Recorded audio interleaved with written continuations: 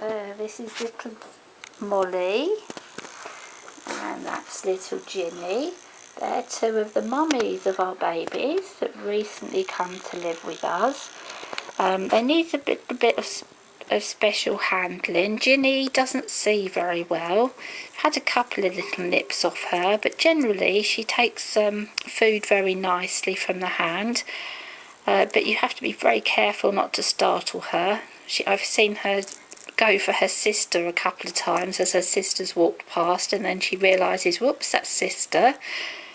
But we're hopeful that I can't really pick Ginny up at the moment. She really doesn't want to be picked up by anybody, but I'm hoping she's going to get used to me and I'll be able to handle her better.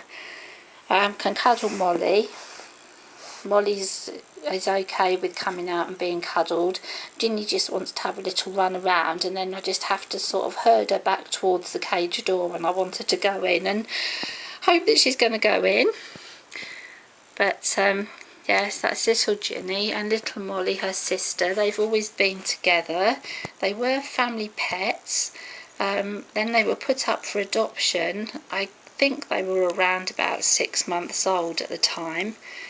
They went into a responsible breeding programme to educate young people in how to handle rats. And they were very well looked after and cared for, and they had one lot of babies each, and then they were retired. And I heard they were up for adoption, and decided that we would see whether we could have them and reunite them with the babies, which we thought that would be quite nice. They have seen the babies, but we won't be keeping them in the same house as the babies. That's it, little Molly. They've just been out for a little run around, but unfortunately I was so busy watching them I didn't get to film them, which is a shame. I had a little bit of film of Molly, but not Ginny. Ginny was running off everywhere and it was hard to keep her on the camera.